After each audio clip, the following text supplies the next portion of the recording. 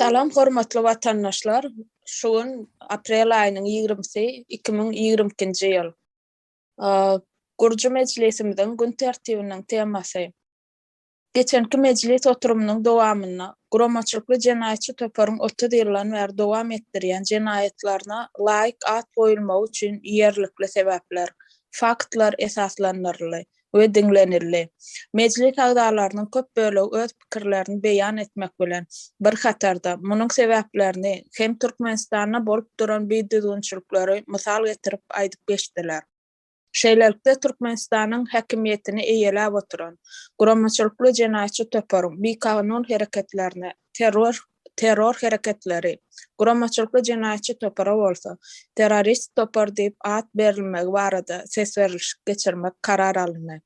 Ses geçirildi. 31 mejlis agdasyndan 30 agda guramaçylykly jenaýatçy töpere terrorist diýilmegini kabul etdi. Bir mejlis agdasy saklandy. Netijede Gurju mejlis guramaçylykly jenaýatçy töperi terrorist töper diýip eglan etdi. 100 ýyldan gowrak wagt bäri türkmen halky ors milletiniň zulmyny çekip gelýär. Beýnansak da bu zulmy halkyň içinden çykan dönükleriň üstü bilen ýyllar boýy dowam etdirilip gelinýär. Guramaçylykly terror töper hem şol halk dönükleriniň kärini dowam etdirýärler. Irki döwürden bäri gelýän türkmen jemgyýetiniň genosidine şärikdirler. Häkimiýete eýelep oturan guramaçylykly terrorist töperi Russiýanyň ýa-da Kremliniň buýruklaryny ýerine ýetirjilerdir. Ýokarda agdalan meseleniň suwtnamasy bolsa, türkmen jemgyýetiniň şuňky gelip ýeten ýagdaýdyr. Oturumyň dowamyna ýene bir esasy gozgalan mesele hem halkyň goranmagy barada boldy. Halkyň öz gymmatlyklaryny, ar-namysyny, ruhy mertebesini goramak üçin gerek bolsa ýarag saklamagy zerurlygy agdalyp geçirildi. Daşary ýurtlarda, esasan ösen ýurtlarda ýarag satyşynyň açaçanlygy mysal berildi. Halkyň kanuny esasda ýarag edinmegi, diňe özüni goramak maksatly bolýanlar. Şol sebäpden hem bir şahsyň öz öýüne ýarag saklap kanun tarapyndan hem ruhsat edilenler. Biziň ýurdumyzda bolsa, halkyň elinden iň soňky aw tüpeňine çenli alynıp, gorawsyz ýagdaýa getirildi. Häzirki ýagdaýda bolsa, guramaçylykly terrorist töperden goranmak üçin gerek bolsa halkyň ýaraglanmagy şert bolup durýar. Hormatly kardeşler, şuňky biziň esasy gozgajak temamyz terroristlerden özüňi nädip goranmaly diýen soraw bilen başlanjak. Her kim öz pikirini aýdyp biler. Sag bolun.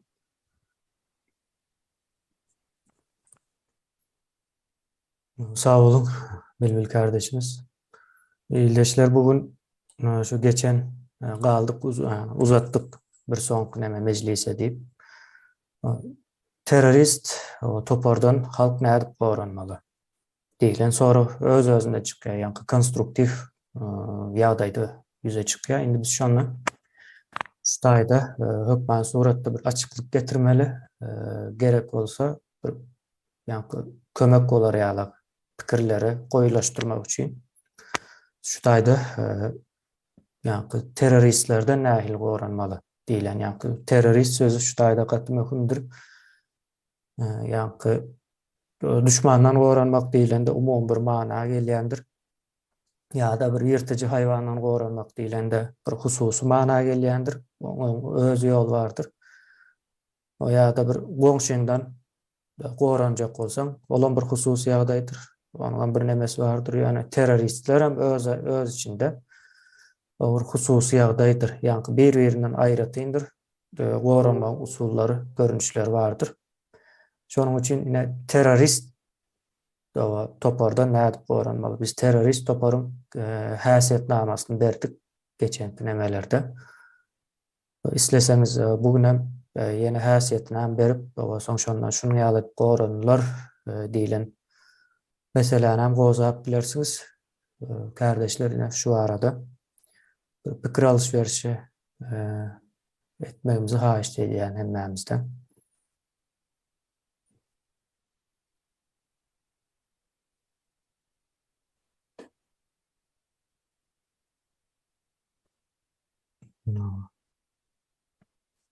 Birinci kim söz almak isleýär?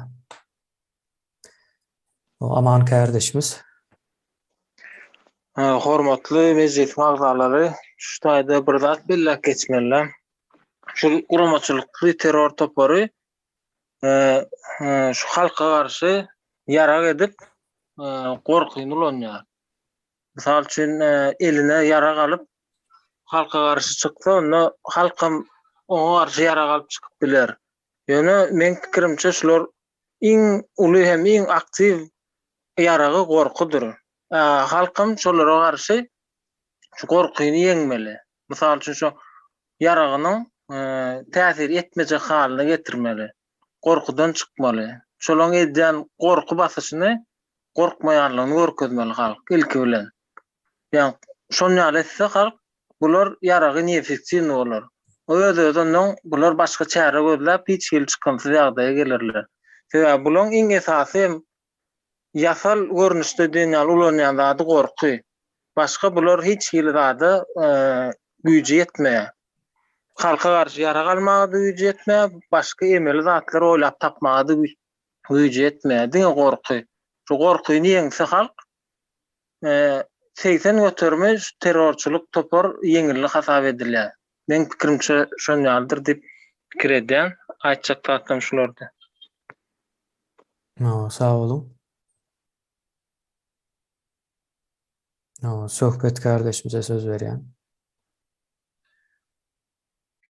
Hormatly kardeşler, guramaçylyk terror toparyny ine şu wagda içinde döwlet nähili ýagdaýda dolandyrýar.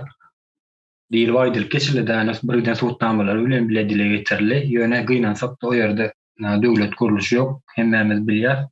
Ýöne bu guramaçylykly terror topary amana döwleti baýala gedip görkezýär we şol wagtyň özünde hem ýa-ni öz nemelerini, öz wezipelerini we öz adamlaryny, şu güýçli adamlary ýalyp görkezmek üçin halka ýalan maglumatlar berýärler-de, ýani has dogrusu ýalan propaganda bilen halkyň garşysyna göreşýär. Telewizionyalerde iňerkçesi watan habarlaryny şu diňe ýalan zatlar özleri hem şu ýalana alanýanlygy görnüp durda şu hökümetiň özü. Ýalanyň üstüne gurulanlygy görnüp dur. Ýöne men bärden şolara garşy näkil görüşmeli diýen näme aýtjak halk şolara garşy näkil durmaly. Ine aman kardeşimizem aýdyp geçdi, ýani bular şol gorky metodyny ulanýarlar, gorky tilsimlerini ýaýdan berdi. Ýöne ýeri gelende halk eger aýaga alaýan ýagdaýlaryna bular ýani gorky tilsimlerinden hem geçip halkyň garşysyna sowuk ýara bilen hüjüm etmek bilen mümkin. Şonuň üçin hem halk bu zatlardan çekinip durmasyn, arkaýyn ýüzlerini aýdy bermeli bolan hakykatdan hem guramaçylykly terror topardygyny sebäbi bir näçe gelip suudi dile getirildi, halkyň ses kanalyna halk köpçüligine getirildi bolan alyp barýan işleri we halka garşy näkil genosid alyp barýandyklaryny açyğa çykarly. Ýöne ýanky alyp gorky nemesini ulanaýan ýagdaýlaryny hem olara gorky metodyny ulan tilsimlerini ulanyp bilýäňiz, sebäbi o ýerde hökümet size gorky salan, siz hökümete ýani guramaçylykly terror topary bagyşlanan hökümet diýýär. Size gorky salan, siz o terror topary gorky salmana 100% hakyňyz bardyr, sebäbi hak hukuk siz üçin işlemeýän bolsa terror toparym üçin işlemek o ýerde aslynda hak hukuk diýilen zat ýok, sebäbi bunun bir näçe gerek dile getirildi, aýdylyk geçirildi. Şonuň üçin islenlik ýagdaýda islenlik tilsimler bilen size garşy çykanlaryna size olara özlerinden ikisi tilsimi ulanyp garşy çykmany dol ýagdaýda hukumumyz bardyr. Döwletiň ýok ýerine, döwlet guruluşynyň ýok ýerine ýani söz erkinligi, erkin söz aýtmany hemme tarapdan hak hukumumyz bolýandyr. Şonuň üçin hem terror topardygy giňişlerini açyklyga çykaryldy. Sag bolun, şunu aýtmak istedim söz bereniňiz üçin. Sağ olun. Parahat kardeşimize söz berýän. Sağ olun, hormatly kardeşler, vatandaşlar. Men berde gepini doldurup oturjak ýanky iki kardeşim aýdymly katı doğru aýtdylar. Peklinkam doğru. Halkın elinin hak hukukunun yadayına hak hukuku avtomatik kayda öz eline geçendir. Gücü. Onun karşındaki terör toporuna ne etsen haklısın. İstenlik yara bul topul. İstenlik adam sana yara bul bilendir. Tayak, çeve, gum ne oldu? Edip bilendir. Ona ruhut verilendir. Yani seni kanun yadaydan elinden hak hukukun alsalar başka çaren yok. Başka çaren yok.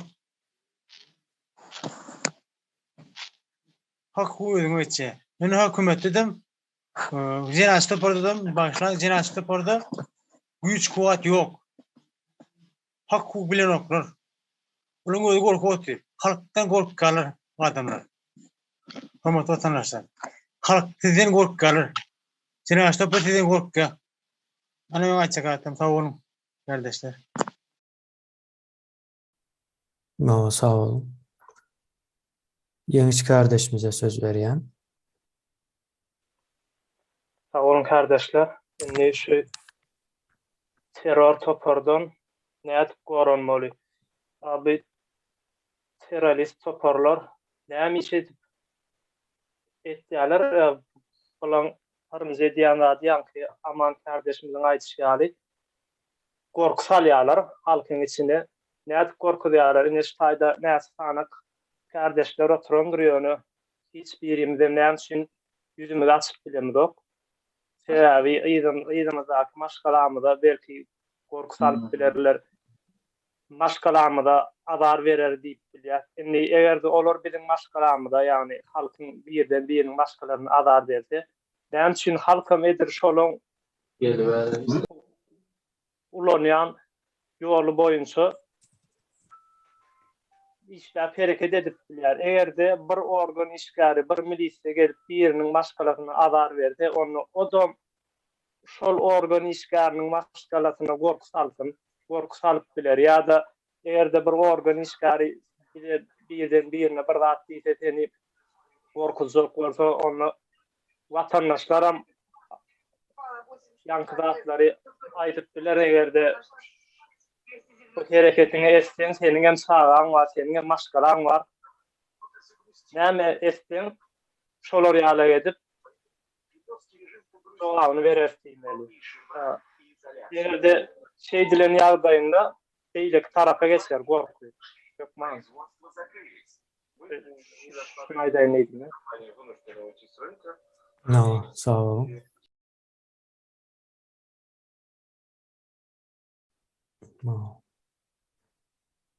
Gül kardeşimize söz veriyen.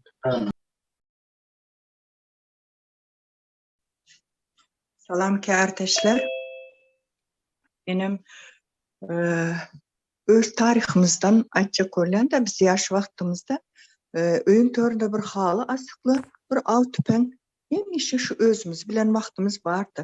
O tüpeň halkymyz ýalňyş düşünmesin. Tüpeň özüňi goramak üçin, göňüň dok bolmasy üçin, mysal üçin oğluna, gyzyňa, ýa bolmasam hada şary ýurtdakylar ýa kardeşimiz aýdyp geçdi. Bir öz hakyny, hukukuny sorap, arkaýyn gürlen wagtynda izinde galan şu oğlanlaryny komitet işgärleri ertir saat 6-da, 7-de öýe 2 sany polis işgärini çagyryp öňüne saljak wagty şu tüpeňe gerek bolsa maňlaýynyň atjak diýmänem haky var. Sebäp hiç bir ena ata üçün ya bir 18 ýaşyny dolduran çağı üçün ena atany çağırmana hiç kimin haky yok. Ya da ena ata üçün çağasyny işinden, öýünden goýup ertir, daň bilen gözüni açmanka ýatağından galdyryp, "Ýör sen plan ýere alyp gitme" diýmäne haky yok. Şonuň üçin meniň pikirimçe her kim özüne şu bir gezek, iki gezek şu polis işgärlere häzir inha olar gorku bize salýar. Bir iki gezek şoň ýaly polis işgärleri kapydan giren wagtynda şu göräýseler şu halkam olara karşı hareket edip başlarına halkam özünü goramana tayarlığını bilen vaxtında 3. 4. gezek olaram düşünüp başlar. Mene gidecek del deyip. Yine şun üçün benim şu aytılanları karşı del. Misal üçün benim pikirim şoların pikiri bilen bile halkımız o terör cenayetçi tohumdan indi goranıp başlamalı. Her kim öz hak hukukunu soramalı. Aytacak zadım şu. Sağ olun. Sağ olun. Doğamında sözü Bilbil kardeşimize vereyim. Vatandaşlar, mene aytacak bolýan zadım Türkmen halkynyň ruhuny öldürmek, ol adamyň özüni öldürmekden beter zat ruhuny öldürmek. Bütün halkyň bu terörist diýen bir gaty yumşak aýtýasa, bular aslında ondan erwedirek at olan bolsa biz ona bererdik sebäbi edilen işler. İşlen sany sadece ýok, gaty agyr nimeler geçerli halkymyzyň üstünden. Hatta halkymyz özüni goramak üçin sora bermegiň nämedigini bilen okşoň üçin ýanky teröristlerden goranmak üçin öňürtü sora bermegi öwrenim.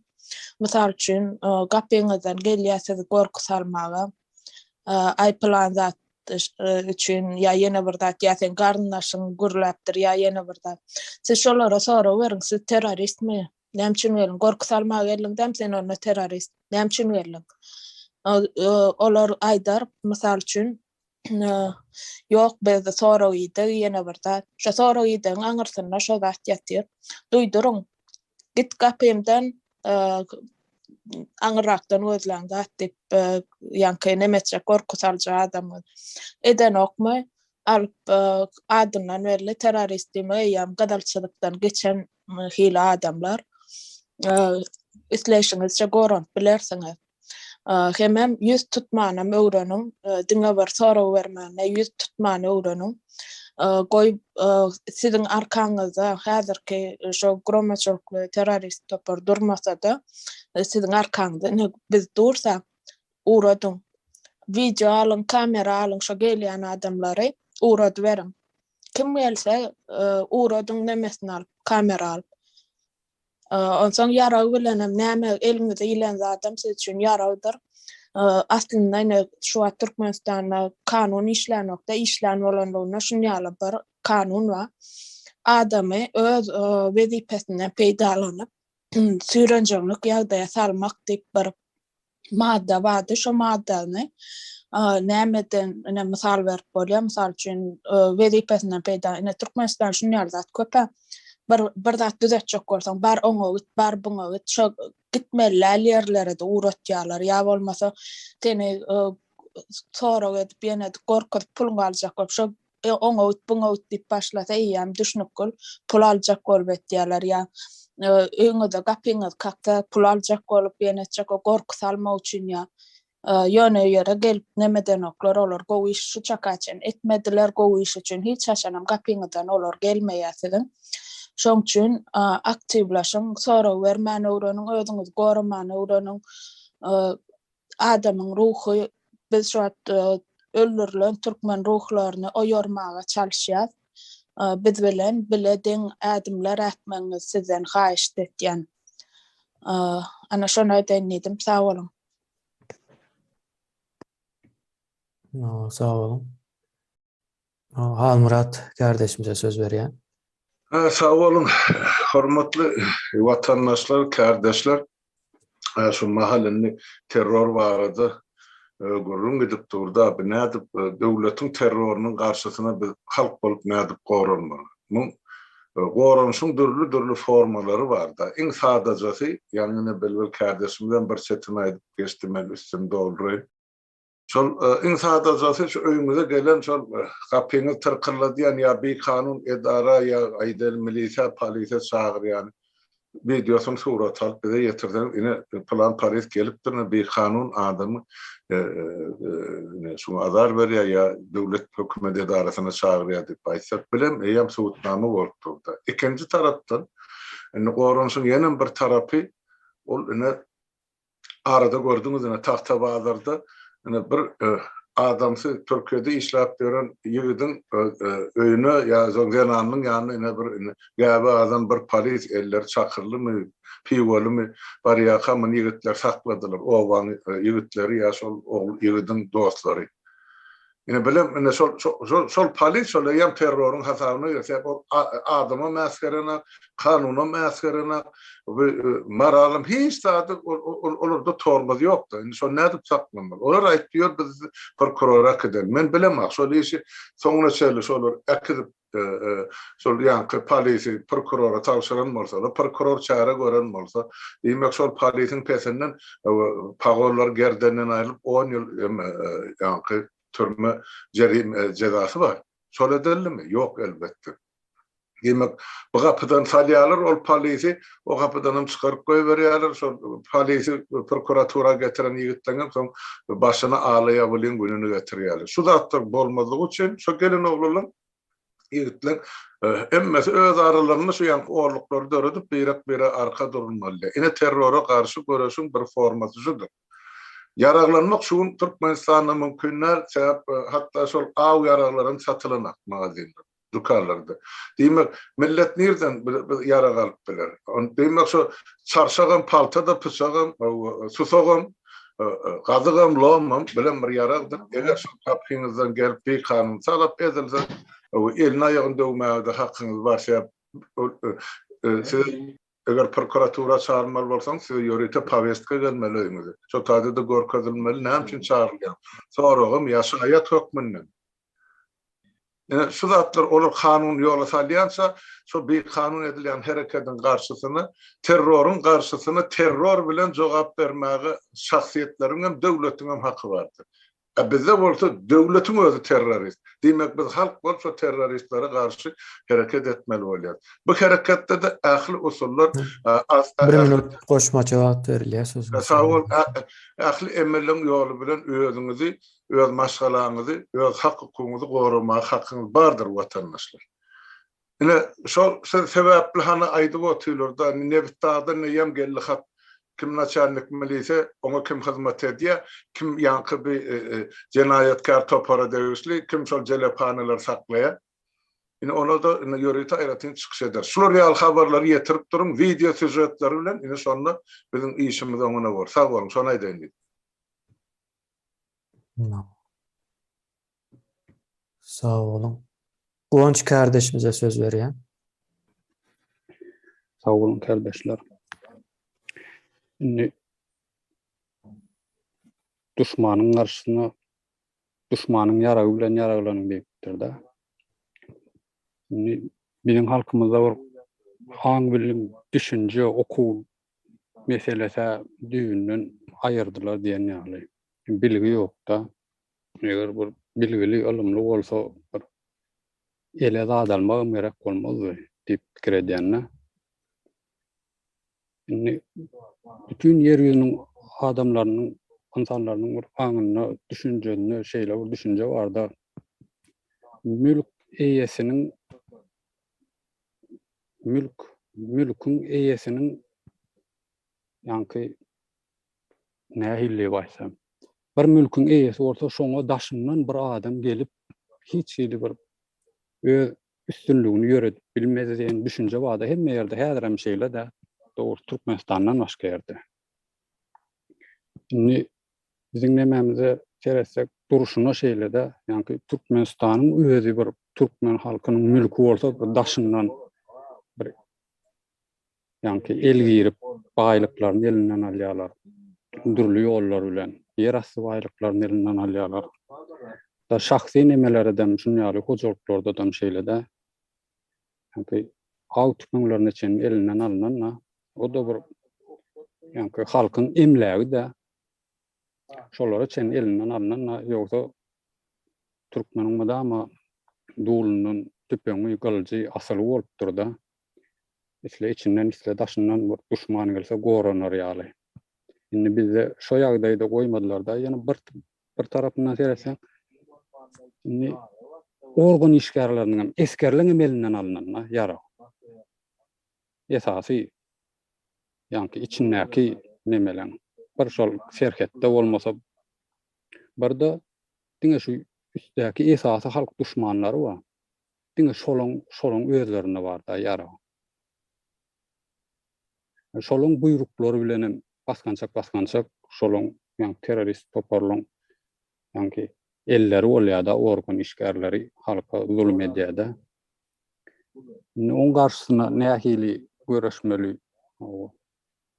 İleşler doğru ellekeşler yere gelenne eline näme ilse şolam yaragdyr diýip.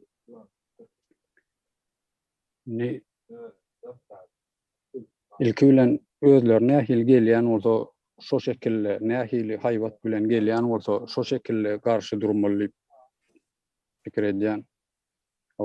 Olar güýjleniп başladymy?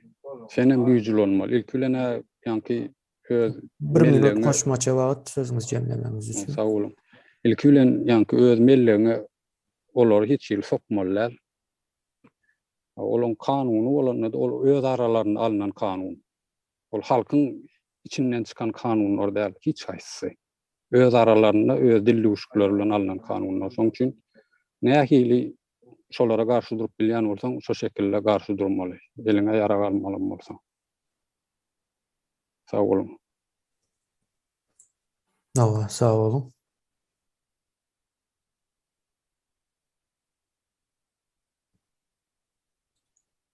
Söz almak isteyen var mı? Sapar kardeşimize söz veren. Sağ ol Emine. Ne dünyada Şvitsariýada bir yurt bardır. O dünyada iň baý döwletleriň biri diýsen ýalňyş bolmaz. O hemme kişiniň höwet edýän o görürler ýa-ni döwletidir. Ya Şvitsariýada her bir adam etkerdir. Her bir adam gyýdy erkegi nemesi ýokdur. Her biriniň göýünde de ýara bardyr. Ödem yaragyň iň nemesi her bir öýde özlerim etkerdir. Gerek wagty etkerligi diýendir. Näme üçin? Ödem neutral döwletdir. O ne Türkmen neutral diýip öwnýär. Onuň her bir owa etrap ýalak meme. O şo owaň ruhsady bolmadan hiç kim şo taýyk ýaşamaly göçü mark bilen okda. Näme üçin edilýär? Indi tertine Türkmeniň demetin demedim. O Türkmeniň taryhyna Türkmen bir etken milletdir. O yaragsyz Türkmen bizden nädir? Yaragsyz Türkmen öndädir. Biz tüýü bozulan bir millete guruluk da. Biz näme diýimden bilemde o gözüm. Ona ýörüýt etdiler. O näme üçin etdiler? Oňam sebäpler bardyr. O zatlaryň bilemde biz. Näme üçin towatsy goýdular? Şu zatları bilmesin diýip demetdiler. O hökümet bolup ya döwlet bolup o halkyna näme üçin gorku salmaly? Şoňur mazmuny bolmaly. Mazmuny bular demedäler. Hökümetem däldir, döwletem däldirler. Ne Ukrainanyň mysal alyp görün. Ne şo taýda gazetlerde YouTube'da tatal nemelerinde görýänsiňiz. Toledo neme diýendirler. Unitado uğurlayandirler. O biz unitado uğursu bizde de bar. O şular gatı meňdeşdir. Sizler şu zatları ýatlydan okmy? O dünýä Ukraina yara berýändir. Näme üçin berýärler? Şo unitado uğurlaryndan goranmak üçin berilýärdir. Şolar dünýä howp salýar. O şu Bir minut sözüňiz jemlemek üçin wagt berýän. Tawol. Ortiýet bardyr. Şoň üçin biz el dama yaraglanmak. O yara bolan adam yaragsız adamyň üstüne hüjüm edýänlerdir. O da Türkmene gelişen dat derler. Ağrının rahmetini korumak için. Yani illeşimiz, koğunca illeşimiz yani emlak baradan emetti de. Emlak o ocağın kalattır. Şoňa bir adam hükümet bolsun, devlet bolsun, milisiýa bolsun, kim bolsa bolsun etmäli. Kapıdan etmäli ruhsatsız hakkı yoktur. Şoňa ölüm demesini berýändir. Onun da Türkmenistan'a halkın hakkını, hukukunu goramalı adamlar bu namusuna değer. Şol adamların birinin yaşama hakkı yoktur. Sözünüzü cemleseniz. Şoň üçin biz yaragy medeni nemämizden, yani tarihimizden uğralıp biz nemämizi dikeltmelidir, şahsiyetimizi. Yara bolmalıdır. Onun şular yalak hükümetler, devletler bolmadığı için gerektir yara. Sağ olun Sapar ağa.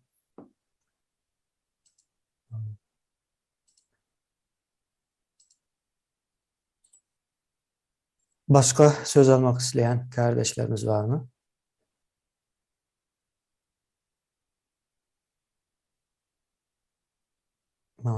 Söhbet kardeşimize söz veren. Yine istendik devlet kuruluşuna iyi olan devletler vardır. Yani ösen devletler, dünyanın ösüşüyle denk hatarda giden devletler vardır. Yani şu devletlerin halkının hiçbiri men gul bolayın, başka yurtta pul kazanmak için gulçuluk etmene gideyim deyip başka devletlere gidenlerdirler. Yani kurulup devlet kuruluşu bolan devletlerdi. Yani dünya nemesinde derecesinde gösüp barayan devletlerdir. Badır yöne olum öz kariyeresini östürmek için ya olmasa başka devletlerden, ösen devletlerden başka nemelerini ornaştırmak için kampanyasını has yokor nemeleri ornaştırmak için gidyen bir yani yokor nemelere iyi bolan sevdalarlar yaşanlar yani şöyle firma nemeler badır ola başka gurrum yani bu devletin halkının yarının uğrağı yurdun daşına çıkılan demek bir näme demek bolýar bu aklıma gelecek zat däl özüm 21. asırda. Olam içine girecek bolýar halky, içine de kabul edip alanok. Yani halk şu devleti yani gerek gel. Yani guramaçylykly terror topara gerek gel. Ne berde men näme diýjek bolýan berde hemem yani parahy da turan bir halkın iň uly baýlygyny yani yerasty baýlykdan beýle de olursun iň uly baýlygyny uğradylar. Olam halkın geleceği yani bilimsiz koydular. Bu näme diýmek bolýar? Elbette yani terror topuryny alyp barýan bir siýasaty, halkın garşysyna urgulanýan bir siýasaty. Şonuň üçin yani bilgin bolmasa da bulan garşysyna islenlik ýara bilen, isli bilgin bolsun, isli yani soğuk ýara bolsun garşy çykmana 100% buny fakatlar dile getirip aýdylan fakatlar bunu mecbur edýär şonu ýaly görüşdirmäni. Yani goýulan at mecbur edýär. Bulan alyp barýan siýasaty, halka garşy alyp barýan siýasaty şu işleri, şu nemeleri ulandyrmana mecbur edýär. Hemem edir şu wagtky döwürde, şu wagtky ýagdaýda onluk topary dönedilmegi az gerekli bolupdur. Şu onluk topary mecburi ýagdaýda gerekdir terror Türkmenistany üçin. Olam şol guramaçylykly terror topara garşy çykmak üçin hükmany ýagdaýda. Sağ olun sözlerin üçin. Sağ olun. Gurban kardeşimize söz veren. Salam kardeşler. Burcu Meclis Otilillat cinayetçi toparı teröristi at vermek bilen şugun kugun hep bir vatandaş öýünde terörist topardan gorunmak üçin yara saklamaga mecbur bolup durýar. Yani tüpeňlere hemmetini ýygnadylar. O ýygnanynyň sebebi bular ýöňünden gördüler de birden halk oýan aýtdy. Bizim karşımıza çıkar deyip yeke de bütünleri yığınadılar. Nitpena ansa taptırmalı olun, palta olsun, bıçak olsun, yaden haber stanoklar vardır idaralarda. Şu saat barayıp nayda mengeşlak, ucunu uçlap, armaturdan koyup bir metrede aklıca edip sonra yatak bir doğulunuzda koyun. Yine, bunlar inni halkı vapşen askerin ok, 2 volt geliyor ya 3 volt geliyorlar. Üstüne her hili kökme datıp şuna mengeş zatlar ediyorlar. Şoň üçin gellimi göni maňlaýyndan ya karından sokun. Bolmasa biz hakymyzy hukukymy inni gidermeliler. Talap etmän başarmaly watandaşlar. Inha meniň aýtjaklarym şulardan ibaret. Sağ olun. Sağ olun. Başka söz almak isteyen var mı? Terör topordan halk nädip goranmaly?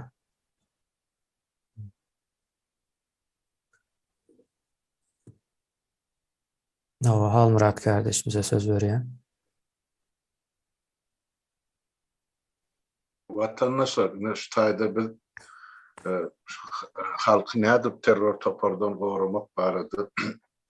Maslahat edip otursa, niye goşmaça aýtjak bolýan adam üstüne halkyň özünden bir pikirini öwrenip görelim kardeşler.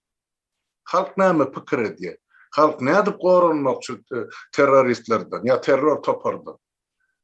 Ya diňe biz aýdanmyz ýeterlikmi? Ya halkyň özünde näme pikir bar? Näme dogry hasap edýär halk?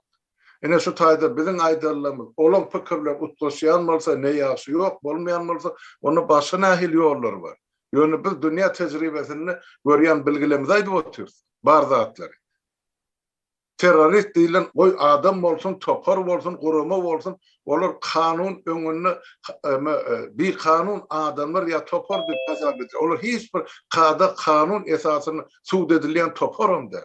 Olar ýöne eger şular döwlet iýerleýän bolsa bir topar, onu tapan ýerine olar atýarlar. Bizde bolsa döwlet iýerleýär halky. Diýme halkym olar tutan ýerine ýok etme haky bar diýip aýdýarsyň. Bolardy halk eýen düzederdi. Şu terörist topar Türkmenistan haky.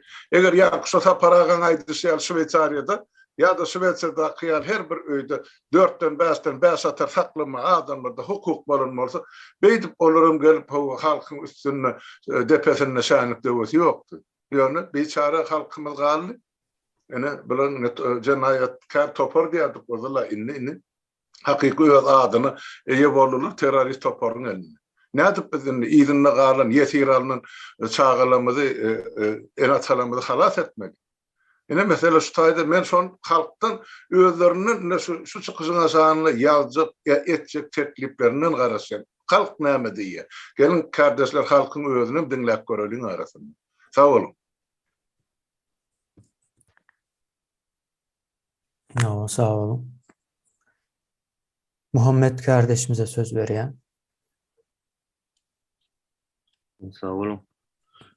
Inde şu taýda bir sorugy da çykýar, şu Türkmen jemgyýeti öňürtülük bilen birinjilik bilen şu terör topary ýa-da şeýle dildaýdanmyzda orfun ýumuşak bolany şu toparyň kimligini kabul etmeli ýa-da bilmeli şolary.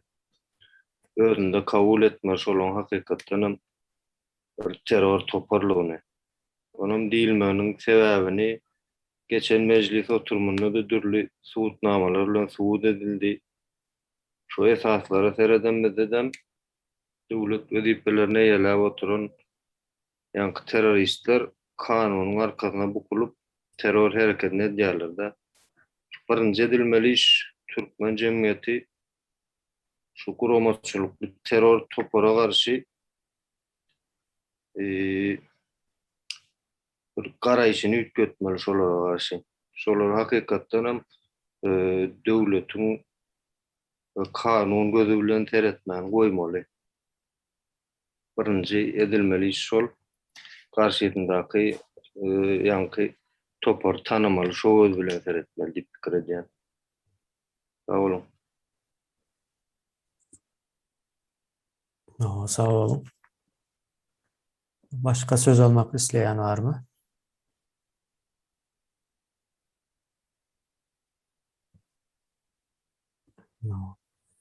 Aydın kardeşimize söz veriyen.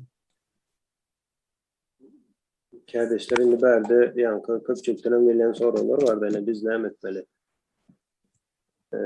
Näli görüşmeli diýen ýalyk sorular geldi. Ine birinji nowatda islendik görüşde yankı aýdyp geçendir bize san gerekler yani bize diýende şu gün Türkmen vatandaşlarına ya da Türkmenistan'ın ilatyna san gerekler bir görüş için.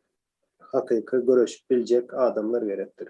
Milyon sanak olanından 5 sanak hakyky edýän işini bilýän adam şu milyondan güýçli bolýar. Indi şoň üçin ine yankı goranmak meselesi gelýär. Goranyp bilmesek biz sandan barad. Şu gün ine Kynançakda Türkmenistan'ın ilaty diňe sandan baraddyr. Başga hiç zat, ýekeje şahsiýet görkezip bilmeýäsin, ýa-da ýeri bu. Indi berde yankı terrora garşy näde görüş bilen. Birinji bilen başlangyç ine men ýöne pikir hökmünde aýtýan hakykat Türkmenistan için 30 ýyldan beri hiç bir hakykat göremiz yok. Diňe yalan informasiýa, yalan maglumat ve yalanın içine öğrenişip giden bir ilatımız var. Netice, näme çykýan neticede çağanı en atası korkuzup başlaýar. En ata çağasyna korkuzup başlaýar. Ondan soň muallim korkuzup başlaýar, ondan soň polisiýa beýlek olary taýýarlap berýär. En ata taýýarlaýar onu, korkuýny. Fundamentini şolar goýýar öýün içinde. Men näçe gezek şaýat oldum, ine polisiýa aýdar näzir polisiýa alyp gitsäni diýip çağasyna şey diýip korkujýarlar. En ata edýär onu. Indi en ata etmegen näme üýtköşük zat derse olar en ata bolany bilen bir 5 ýaşyndaky çağanyň akly bilen edilýän işler ol 5-6 ýaşyndaky çağanyň akly ýaşy 40 bolsun 50 bolsun tapagy ýok. Indi şolara garşy Türkmenistanda hakykat diýip näme aýdylýar? Ine polisiýa diýeniňiz polisiýa däldir.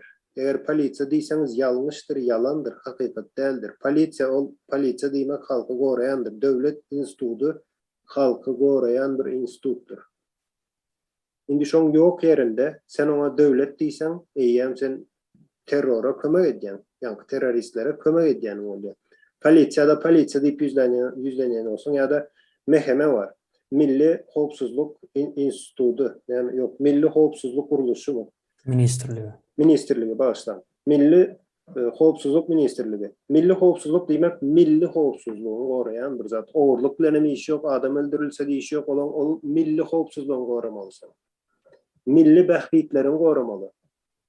Başynda içeride dünýäň istendik ýerinde gerek bolsa kosmosta. Ýöne şonu etmeýän olsa sen şoňa meheme diýip atlandyrmaly. Edýän işine göre adyny aýtmaly. Ine bu hakykatdyr. Şol hakykat gaty uly bir ýaragdyr. Ol näme dönem? 1 minut goşmaça wagt berýär. Ondan soň ikincisi ýa-da onluklar vardır. Onluklar näçe wagtdan beri aýdyp görse, Türkmenistanda polisiýanyň işleşini gaty gowy ol mehemesiniň işleşini 10 adam bolsa şoň ýanyna barýanam däldir 10 adamyň ýa-da bir 50 adamyň toplanan ýerine polisiýa meheme hiç gaýsan baryp bilenok, olar dargaşýança garaşýar, soňra ýeke barýandyr. Ine şol ýeke gelen wagty özem 3-4-5 bolup gelendirler. Ine onluklar ine şoň gorawdyr. Bir hiç saat edip bolanok diýerler Türkmenistan içinde. Aslında hiç kim hiç saat etçegen bolup görmedi şu meçelini. Elbette sözde yine de edildi. Yani hakyky hereketde hiç kim hiç saat etçegen bolup görmedi. Sağ olun, eş olarak açacak. Sağ olun. Başka söz almak isteyen kardeşlerimiz var mı?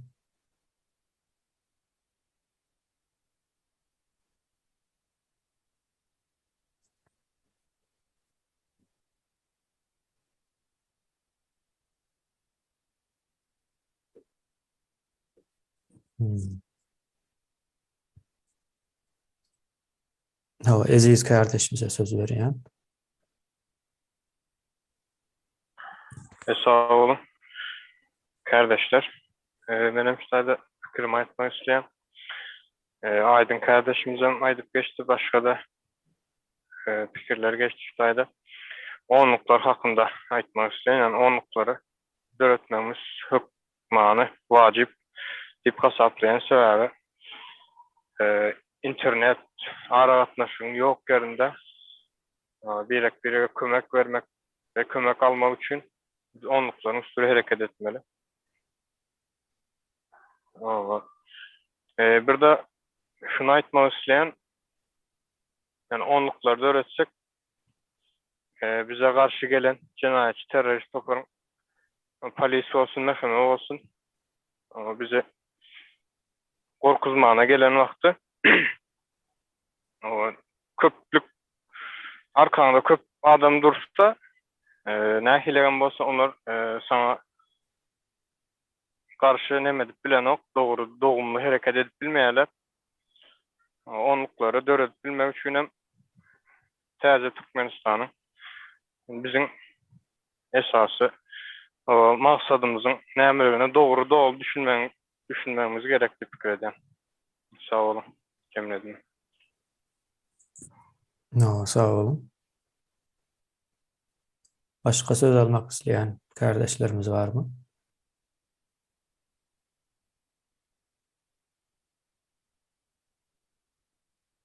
Sapar kardeşimize söz veren. Sağ ol Kemine. Biz şu an hükümet diýilen kuruluş bilen, ya şu adamlar bilen o bir yerde yaşap bilemdik. Biz şulardan diýinmeliyim.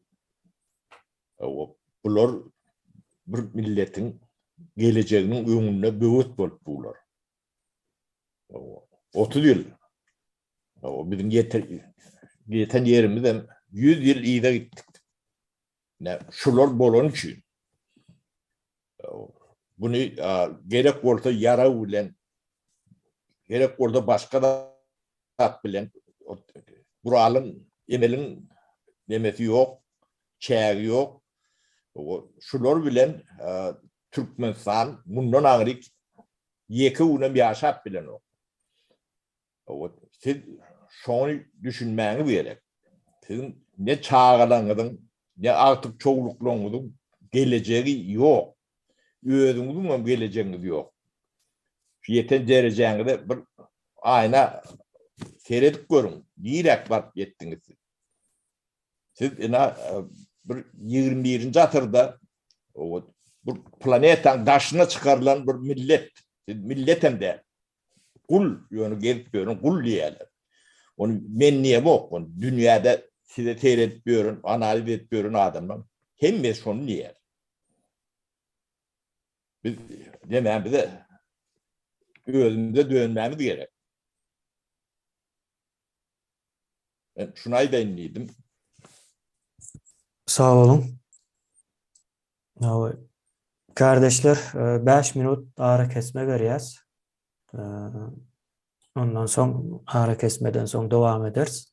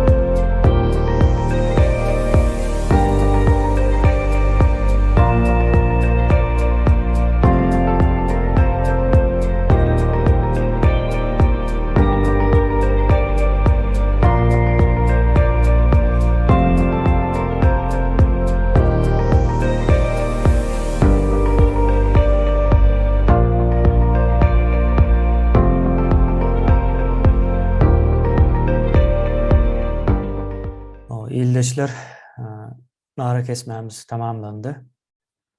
Indi devam etmezden men bir neme söz alıp bir geçiş etmekçi. Käbir soralar yeni yüze çıkıyor. Şu soraların üstünde de tartışmamızı isleyen men. Indi yankı umumy ara kesmeden önkü gurumdeşlikte şu aylan öwrülüp hem onluklara gelýär hem şu arasında bir şahsiyet ýalyk yankı emlak meselesi geçti Kuvanç kardeşimiz o aydıp geçti. Ondan sonra Sapar ağa da şonu şahsiyete bağladı. O doğru yine emlağı eýe olmak için şahsı olmalı da. Yankı şahsi mal, husus mal. Yankı emlak ýa-da şol manylar şu taýdan gelýär. Bizde şu zatlaryň ýoklugy şahsiyet bolmaly. O şahsiyet de yankı şahsiyet bir şahıs cinsinden demek de manysy. Indi şu taýda şonu goramak üçin yankı emläň gorajak bolsaň näme gerek? Birinciden yankı harby güç diýen ýalyk aýtmak isleýän men muny. Harby güç diýende yankı güýjülanyp garşylygyny berip bilmeli. Bu orta sırlarda şonuň ýaly bolýardy. Orta sırlardan öňe bolýardy. Ondan soň ýuwaş-ýuwaş bir hil kanun ýa-da döwletçilik düşünjeleri dünýä ýüzünde eýe bolup başlady. Ondan soň belli bir guramalara yankı padşah diýdi. Padşah da bir guramadyr. Ýa-da şoňa benzeş yankı döwlet nemesine değişli guramalar tarapyndan goralýardy. Türkmenistana gelsek, Türkmenistanda şol yankı ne emlägiň, ne malyň, ne de şahsyň öz nemesine gorap bilenok, yankı kanun tarapyndan gorap bilenok ýa-da goranyp bilenok. Indi kanun ýok bolsa, yankı goranma nemesine duruşuna geçmeli de, yankı pozisiýa diýip aýdylýar. Goranma duruşuna geçmeli bolýan. Goranma duruşunda da gep söz ýa-da haýwat, ondan soň olan bolmasa yankı yaraga çelli gidip bilýär bu zatyň aňyrsy. Soň ýene munyň beýleki tarapy bardyr, yankı sosial ölçegi diýip aýtjak. Muňa yankı onluklar sözü, ýani siziň aýdan zatlaryňyzdan men jemleýän bunlar hemmesem. Indi bu taýda onluklar gat uly rol oýnajak. Onluklar bir ýyldan gowrak wagtdan bäri nemede bir mowzu köpmünde aýrylyp gelinýär. Onluklar bu Türkmenistanyň içinde fiziki araça yakın olan bir adamların arasında gurulsa gowormukan diýen. Yani goňşusy bilen ýa-da garyndaşlary bilen dostlar bilen edip bilen, yani fizik yakınlığı olmalı. Yani fizik diýende bir gün o 2 gün saatler almalı değil de şoň ýanyna barmak üçin, kömek etmek üçin ýa-da bilelikde bir neme bolmak üçin. Şonuň üçin goňşular, öýüň içindäki azalar bilen o bolunsa şok boljak. Yani terör ýa-da terör toparynyň azalaryndan goranjak bolsaň, elmidama sanam o möhümdir. Şu san ve neme şu goranmalydygyna düşünmek gerek. Yani Muhammed kardeşimiz aýdyp geçdi ýaly ýalňyşmasam. Şu garşyndakyny o terörist topunda görmekdir. Yani hakykatyny görmek, terörist diýip görmek manysy.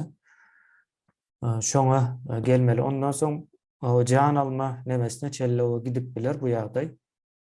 Indi can alınan halatında o täze Türkmenistanyň seredişi nähil bolar. Bu esas soru şol meni gyzyklandyrýan soru. Ve hemmemiz hem şu soru gyzyklandyrmaly mıkan diýen. Ine aýdaly bir owada bir polis işgärini diýeli, ýani olaryň aýdyşy boýunça bize göre terörist bolýar. Terörist azasyny öldürdüler. Sebäbi teröristin hiç ýeli, hiç bir öýe, owa ýene bir ýere girmäne haky ýokdur. Şonuň üçin öldürmäne de haky bar diýip şu wagt şol tanalýardy. Indi täze Türkmenistanda bunyň demesine hilek bolar.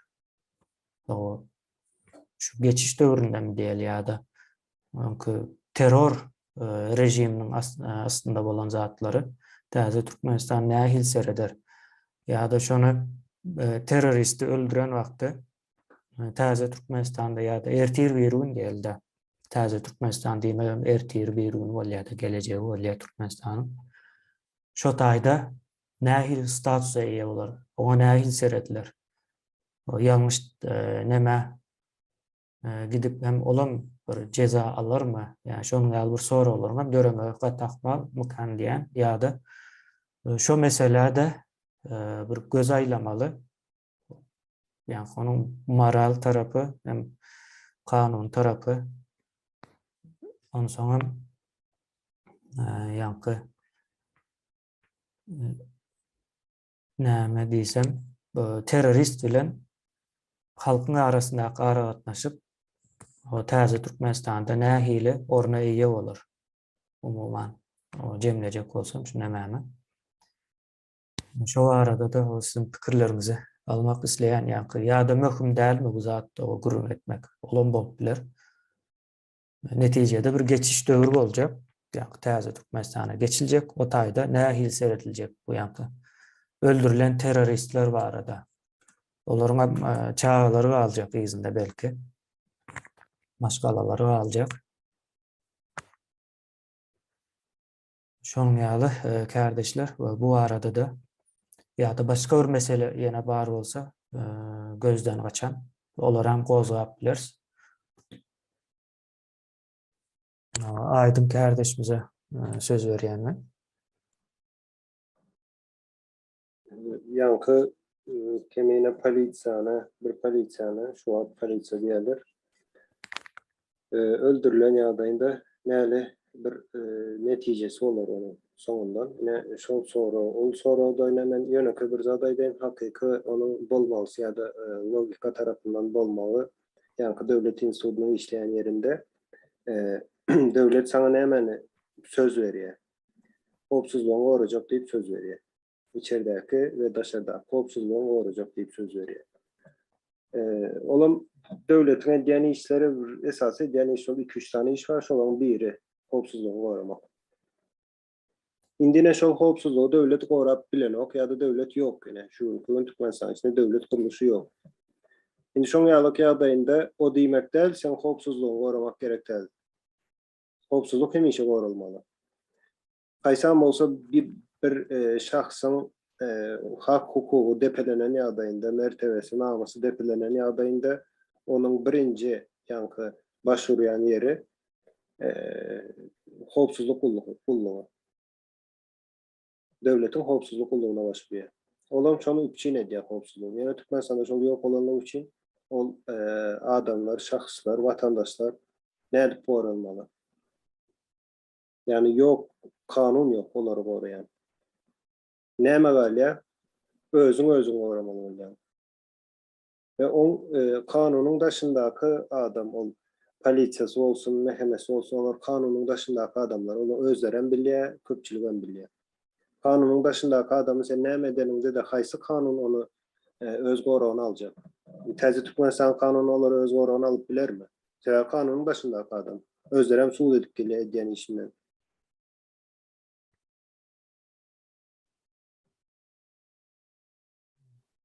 Yani istendik tarafından seyreden ýagdaýynda da sen özüň olsaň näme derdiň? Senin öz hak hukugyny, namusyny ýa-da maşgalaň, çağalaň, ar namusyny goramak üçin sen hakyň näme? Gorap bilmek hakyň barmy ýokmy? Ýöneköy sorak abi. Men pikirimçe. Eger hakyň bar bolsa, onda gorap bilersiň, istendik serişden hem ulanyp bilersiň goramak üçin. Sebäbi biz haýwan der. Yok, men haýwan diýen olsaňam elbetde goramak gerek däl. Haýwanyň nämesi ýokdur, hak hukuky ýokdur, goralamakdyr. Özü gorap biler. Sağ olun. Tuğçe kardeşimize söz vereyim. Sağ ol Cemile. Hazır bizler şu cinayetçi toparı terörist topar dep belledik, belep geçtik. Şimdi az mende bir sorak emele geldi. Türkmenistan'da ayallar özüne nähili goramalı bu terörist topardan. Mesela yalnız yaşayan ayallar var. bu yara kullanmalısını erkekler bilirdi ama ayallar bizlerde yurt dışında başka yurtlar yalı yani bilmeyenler, öğretmeyenler. Yani ya da öğrenmeyenler. Nähili koranjak bular. Soňam okuwçy çağalar mesela nähili koranjak bularda. Şu sorama cevap bilen barsa sağ ol, sözüm toplu. Sağ olun. Yine katı doğru bir yercay soru. Yani ayallar ve yaşı yetmedik çağalar. Yani hossarları, eğri, kakası yok. Olsa ne edip koranmalı diye. Yani soruların biri. Söhbet kardeşimize söz veriyorum. Yankı Tuğçe kardeşimiz Goğsoru orta attı. Onun üstüne devir geçecek, dur geçecek kadar yöne verdi. Fikirmaydı. Şu an korumacılıklı terör topları Türkmenistan'ı dünya devletlerine Türkmenistan demokratik ve hukuk dünya devlet deyip tanıttı da. Yine şular yalak bir yazı geçe bilem o konstitüsyodan ya internet bağışlı kanunla şeyler geçeceğimi anık bilem o bir yerde okudum yöne. Nerede de belki ait bilirsiniz yöne. Şonun esasında, şu sözlerin esasında bir ne mani mevzetmani ayağın yakına bol geçen vakanı ortaya atacak. Yine yan yakına vatan havarlarına bir neçe sanak adamı aşkıvadın yaşayıcılarını yol hareketinin kanunlarını bozandukları için maskaralayıcı bir şekilde halkın önüne çıkardı da dünya cemiyetçiliğinin önüne çıkardı. Bunu dime Türkmenistan gören ok vatan havarlarını dünya devletleri göre yalanı. Yani demokratik hukuk dünyavi devlette bular yani işler bolup bilmene hakkı var mı? Yine istenlik göre yani yol hareketinin kanununu bozan adam yol hareketinin insana karşı değil, yol hareketinin kanununu bozan adam şu hak hukuklardan, Türkmenistan'da hukuklardan peydalanıp bilme, özünü aklamak için peydalanıp bilme mümkünçülüğü var mı? Okey, var diyelim. Hanonla berdak advokatlar, yani Türkmenistan'da hak hukuk işleyen olsa, yani öz nemesini aklamak için eden kanun, hiç olmadı kanun olma işlerini aklamak için advokat tutanlar. Nerede o advokatlar işleyen yok mu? İstenlik bir adam hukuktan peydalanma mümkünçülüğü var şu yerde. Yine bulan mı ulu bir sultanı? Eğer men öz vatanımda, öz devletimde, hem öz şahsi uluğumda doğru 50'den sürmelerde 80'den sürmelerin 70'den sürmelerde 100'den sürmeler 100'den sürmelerde 150'den sürmelerin adamçılık bolyan da durmuş bunu kabul ettir ya bu mümkün ya bu nemeden çıkmak yani men sürmek isteyen yani bu yol hareketinin kanunları için cinayet iş kodu olmanın hakkı yok devletin hiç yerde öyle onu meclise çıkarmana ne bulan bir sultanı vardır ya şunun için bu Guramaşılıklı terör toplardan İslamlık Türkmenistan'ın vatandaşı ne ki yaldaydı görüşmeler olsa öz hak hukukları var. İslamlık yaldaydı görüşmeler. Sebebi o konstitüsya diyen adı var da adı geçiyordu öyle işlen yok yani devlet kuruluşu yok o yerde. Şuna açık olun hem yan Tuğçe kardeşimiz vaktimiz var olsa. Bir minut koşma cevap vereyim. Türkiye'de hayvanlarda şeyler var ne mi vardır yani öz çağrısını korumak, yırtıcılardan korumak için yani özünü kurban etmelen olsa şolara karşı çıkardı. Yani öz hiç yıl hoslar yok. Bunun yine maskala öz çağrılarını yani yırtıcılardan elinden korumak için öz canını toprağı için yani çağrıları kurban etmene tayin olmalı. Dine denen maskala der erkek adam tapağı yok. İstenlik kur devletin vatandaşı. Ben şuna açacak olun bu iskatsa. Sağ olun siz öğrenin için. Sağ olun. Aman kardeşimize söz vereyim. Hormatly kardeşler, şutada biz terör topar deyip at verdik ve şu terör toparın edýän hareketlerine terörizm diýdik. Indi bu terör topar aslında bu belli bir sanly ya belli bir möçörlü bir topor däl. Muň içine yeri gelenle köpele yeri gelenle azal ya sebäbi diýeli şumat organ işgärler diýip aýdýanna bu gönümel şumat şu terrorçy toporuň ýani güçükler diýsen hem bolýar-da şeýle aýdanlar şolaň üstünden terrorçylygyny ulanýar. Ýöne halkyň üstünden terrorçylygyny ulanýan ýerleri bar. Ýa-da halkyň özü şonu özleri ulanýar. Mysal üçin edaralarda, okullarda, ýene şol gorku sistemine dolanyp gelýär. Şu terrorçylaryň edýän hereketini halkyň özü medýa käbir ýerinde. Şu gorku sistemini ulanyp halkyň özüni gorkuzýar. Köp ýerlerde şonuň üçin biz bunun karşısına fiziski güç ulanyp bilmeýär. Mysal üçin organ işgärleri fiziski güç ulanyna dogry ama senem ýara ulanyp bolýar. Mysal üçin jogap gaýtarmak üçin. Ýöne halkyň özü saňa gorku salyp käbir ýerlerde terrorçylyk hereket edende onuň karşısına biz ýara ulansak, ulanylsa ýalňyş kadip düşünýär. Şonuň üçin biz belki belli geçilen şol onluklary hökman soruda düzmeli toporlary ve o toporlarym her ýerde bolmaly. Mysal üçin okullarda, institutlarda, edaralarda, her bir guramalarda onluklary döretmeli ve şol topor gysga we tez wagtda şo taýda bolýan terrorçylyga reaksiýa görkezmeli. Şo wagtynda. Mysal üçin birini gorkuzyp işte başlygy işinden atma gorkusy bilen iň ejizlerinden tutup özüne bähwitli bolanda etdirjek bolsa şol onluk topor şonu gorkuny salýan terrorçylyk edýän şahsyň özüne terrorçylyk etmeli. Ýani gorku salmaly, oň ejizlerine gorku salmaly bolýar. Şeýdilse dogry bolarmy kadip düşünýän şonu aýtjak boldum. Kardeşler, sözü muhtardyň sag bolun. Sag olun.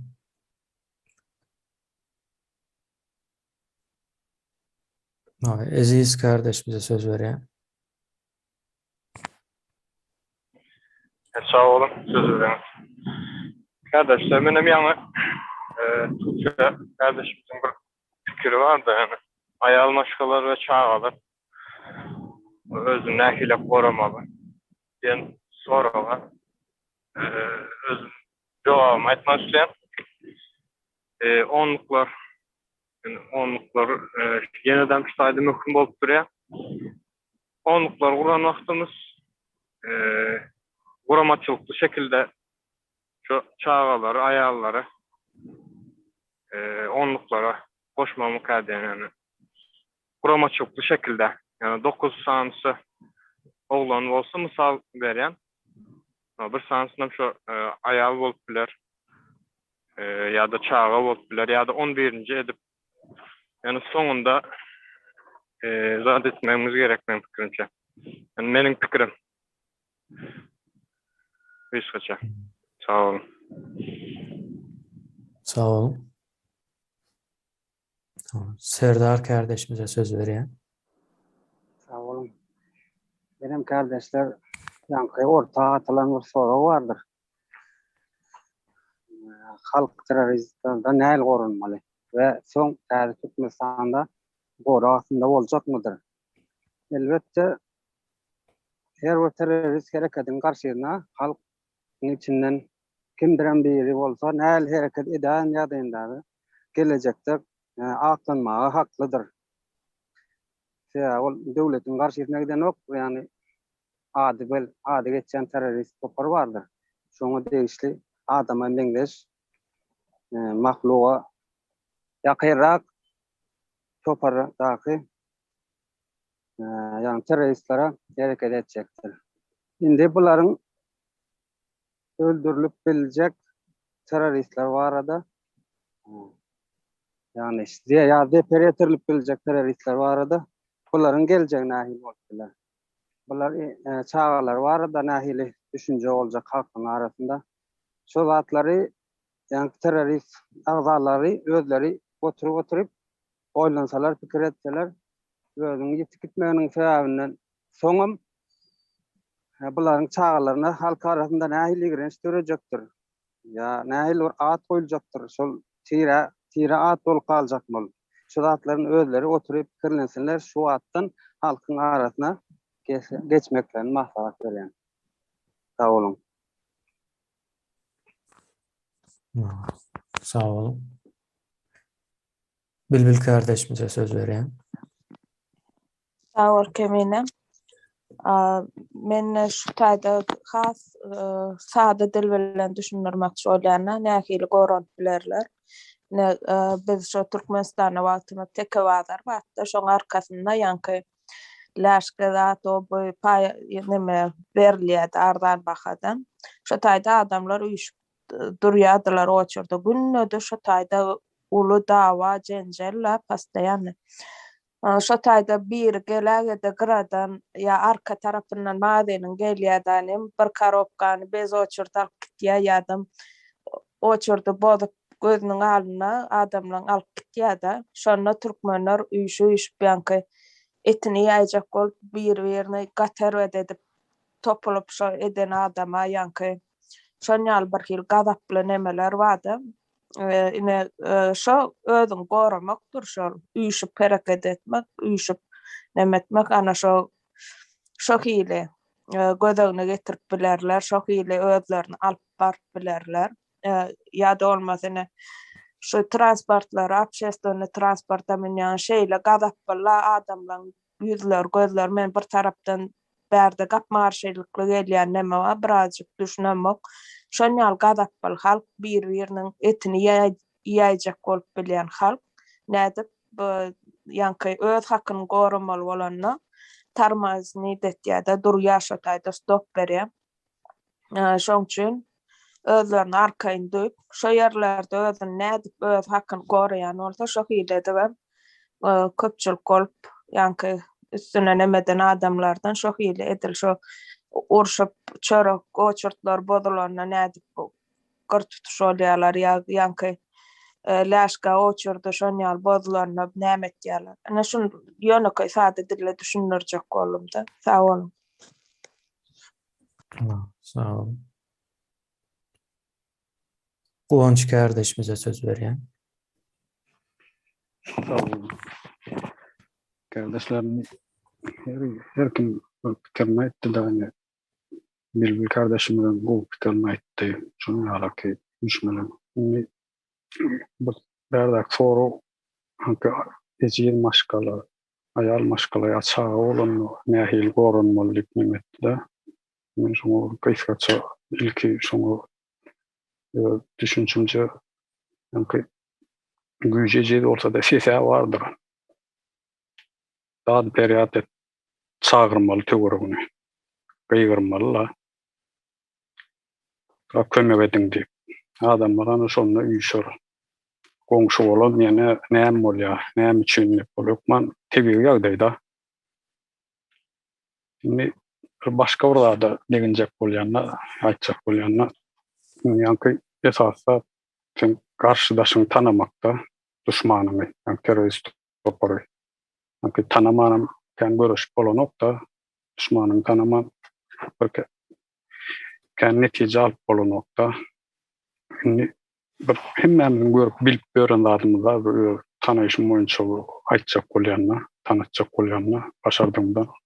Ine şu media bardyr, telewizioniýa. Şondan şu terrorist topary diňe mahabatlanýar, ýanlar reklam etýänler. Ýok, şonýalaky nime diýenler.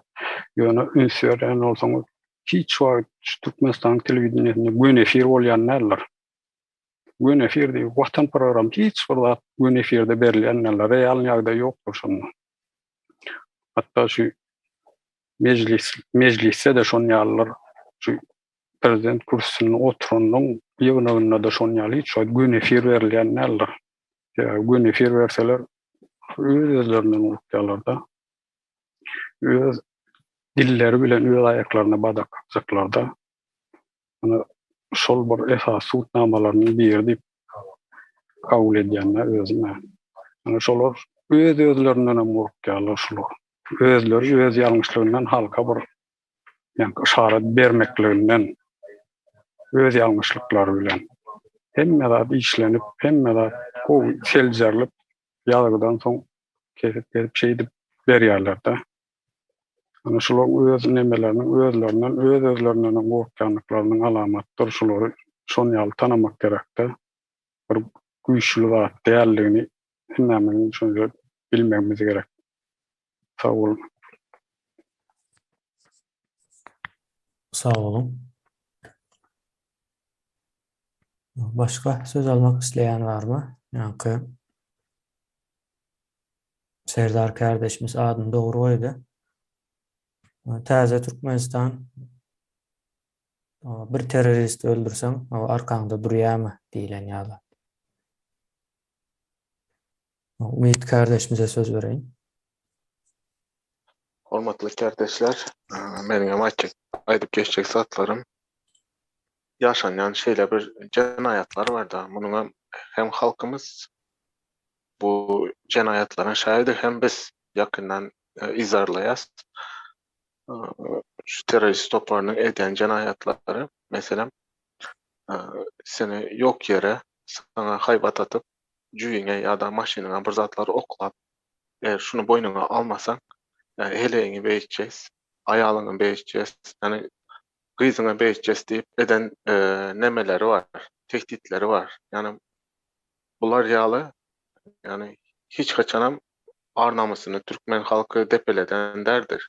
Yani Türkmeniň taryhyna seretseň, bu dünýäniň titreden, dünýäde tarih yazan bir Türkmen milletidir. Daşyndan seredip daşyndan seretseň, meselem Türkmenistanyň hiçbir tarapdan özüni korama mümkinçiligi ýokdur. Meselem granitsalarda eliň tüpegini gelseň, ýöne onuň içinde oku ýok. Yani Türkmenistan halk özünü koramasa, yani onu koruyacak hiç kim yoktur. Yani bunu koranmak, bu terörist toparı aslında Türkmenem der bunlar. Bunun aslı Kremlin'e, Rusya'ya bağlanıyor. Yani biz özümüzü koramalı. Yakınlarımızdan onluk öğretmeli, hükmanı suratta. Birbirimizde eye çıkmalıyız. Sağ olun sözleriniz. Sağ olun.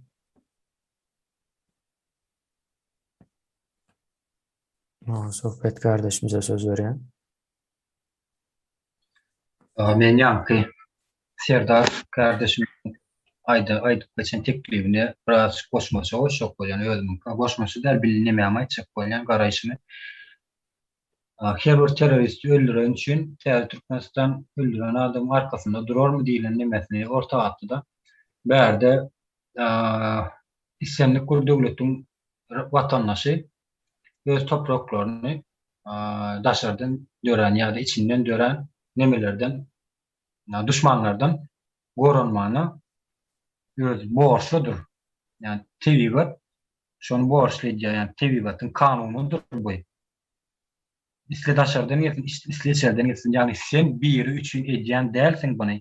Yani bir teröristi öldürmek, sen bir üçün öldürmek, sen öz watanyňa, öz çağırlaryňa, öz maşgalaryňa, nefsine, şol sany öz watandaşlaryňa yani hopun karşı çıkyan. Yani sen elbette Türkmenistan hükmani ýagdaýda durar bunun arkasında. Yani bütün Türkmenistan durar. Yani Türkmen halkı durar. Bir islenlik bir terörist öldüren Türkmenistan'ın arkasında bütün Türkmen vatandaşları duracaktır. Bu yani sen bir üçün edem ok. Bu anırdın yani tarihten gelen bir tebigatın kanunudur. Yani ardın dünya inenden beri devam edip gelen. Yani şunu aýtjak bolan gysgaça. Sağ olun. Sağ olun. Başka söz alacak kardeşlerimiz var mı? Beni özüm söz alayım üstayda. Yankı Türkmenistan arkasında, täze Türkmenistan arkasında durarmy diýilen sonra men täze Türkmenistanyň arkasında durmak bilen çäklenmelidir. O sıylalandırmala gerek bolsa. O sebäbi terörizm gaterwet zatdyr dünýäde. Gaterwet kabul edilýändir. Onuň Türkmenistandaky terörizm bütün dünýädäki terörizmiň hemmesini jemleseň hem belki o yarımça etmez mi kendi yani. Şoňa garşy o göreşen o halkı yani dine arkasında durmak değil, onu sıylalandırmak bilen kızıklanmalı mıkan yani anlasına. Hem şu harekete o hem çağrışı olar yalı. Hem yani terörist tarafındakilerin hem yanlış tarafladığını bilmek için şu sıylalandırmanın ömünden açık beyan edilmeye gerek mıkan yani bu adayda. Sebebi bir neme vardı.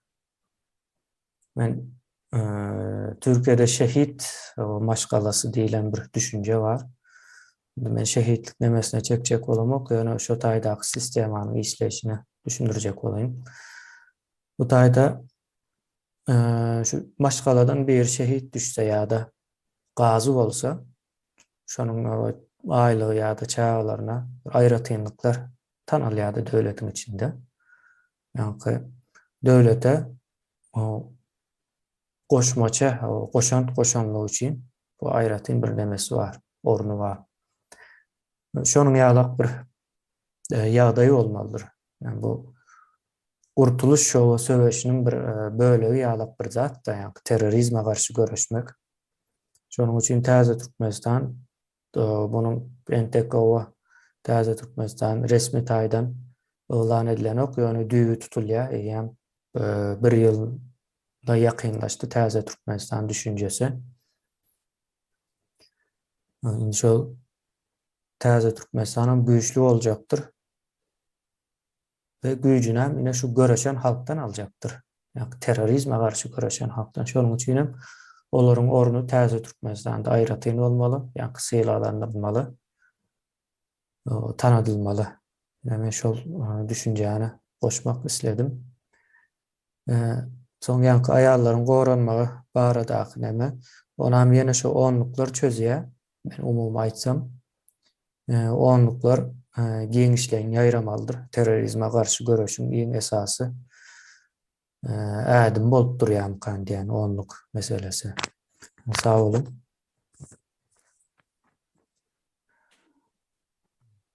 Başka söz almak isteyen var mı?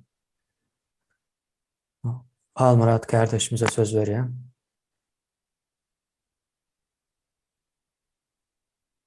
Sağ ol. Kemeni bärde kardeşlerimiz sonra veripdir da kim şol ajdar barada biraz giňirek we dogry bilýän bolsa aýdyp beräs edipdir. Olam şol terrorçylyň elinden wepat bolan ýigitlerimiziň biri-de. Bilemek men 3 minuta ýetşärin ýetişmän ýöne şunu derwejik synaşyp aýtjak bolup görýän. Boşmaça 4 minut berýäli. Yani Bolýa, sağ ol. Emma ýanky 1995-nji ýylyň 15-nji ýulunda Türkmenistanyň Aşgabat şäherine ýanky hem köşeli ýaş ýigitler hem de hitrovka iki bölük de aslında.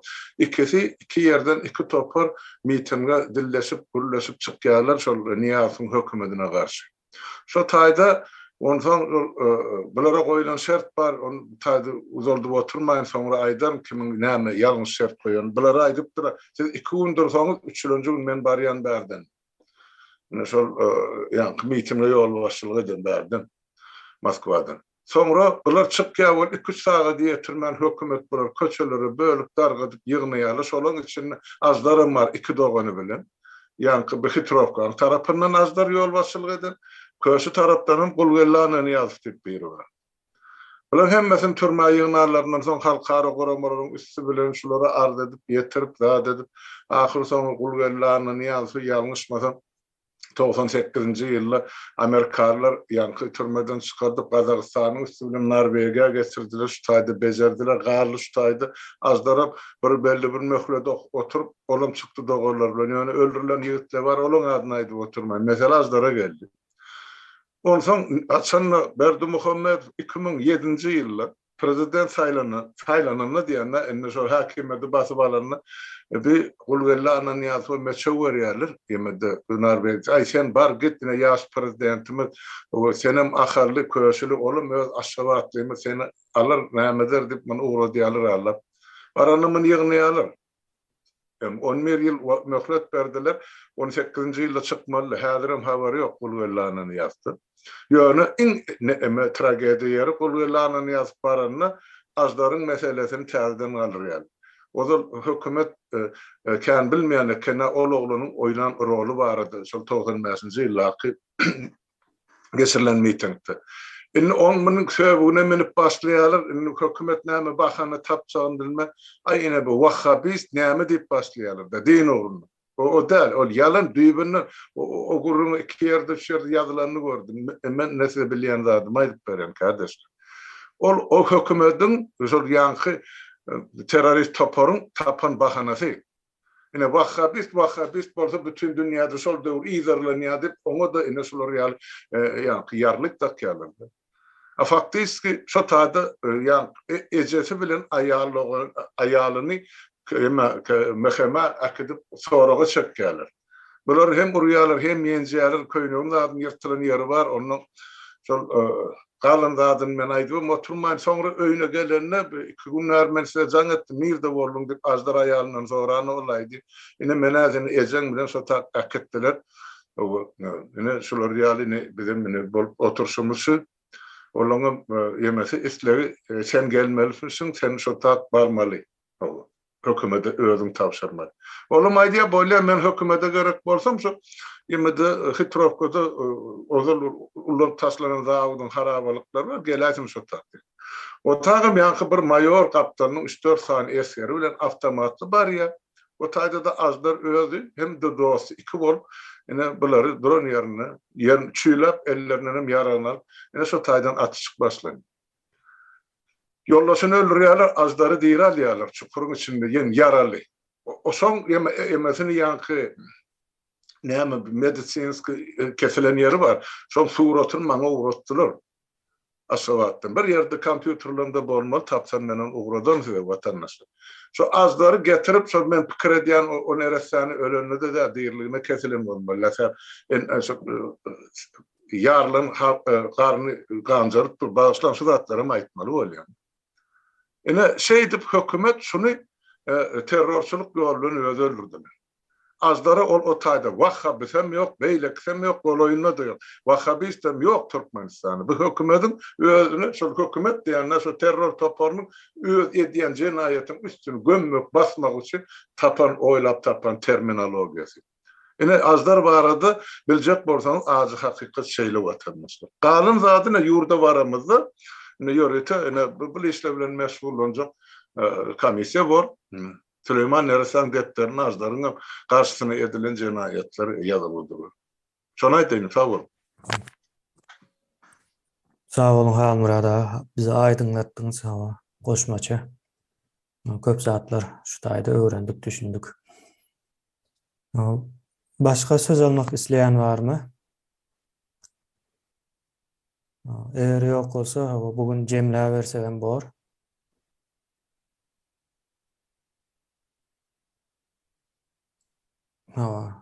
Sapara söz bereýin.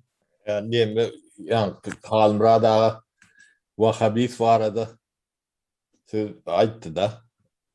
Wahhabist o Türkmen 130 ýyl şu orsun nemetinde ýaşap ýör, şoň nämedigini bilýän Türkmen ýok, o Türkmenistanda diniň nämedigini bilýän şu wagt ýekeje adam baburda çykaryp görkezdiler, dini düşündirip berdiler.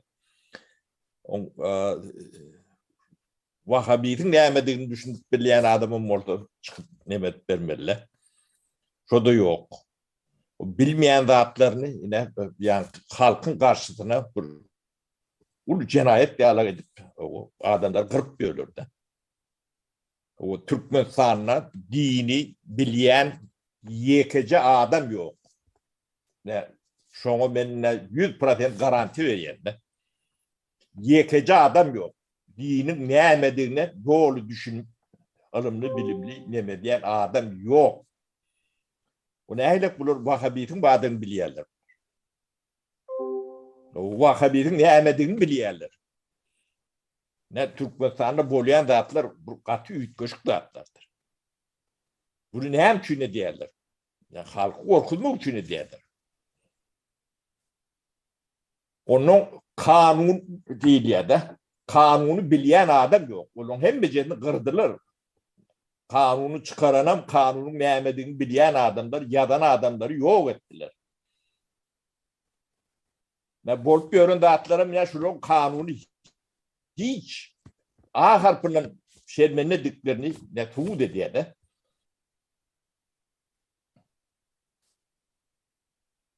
bulun yani hükümet bolma ya da devlet bolma mümkünçülüğüm yok.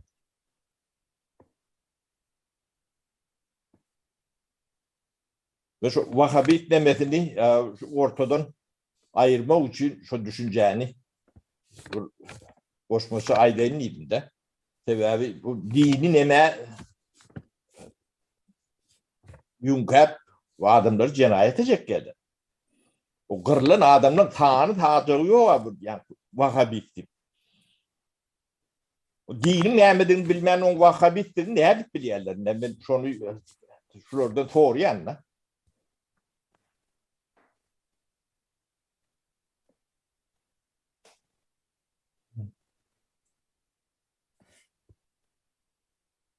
Şu düşündüreydim. Başlan o atrak diyen olmam mümkün. Sağ olun. Sapara. Kardeşler, bu arada başka koşmak isteyeniniz var mı? Eğer yok olsa bu meclisi şu tayda cemlemekçi. Bugünkü o meclisteki esası gürleşen zatlarımızın hem becesi hem ileriki günlerde bize bir aydınlık olacaktır. Yani karar almamızda, doğru karar almamızda diyelim tesir edecektir. Şunun için şu zatları bolup bildiğince çumurlayın, gürleşecek olduk. Yani gürleşersem ucu açıktır bu zatlarım. Ben sözüm doldu cemlemenken o aydına kardeşimize söz vermek isteyen.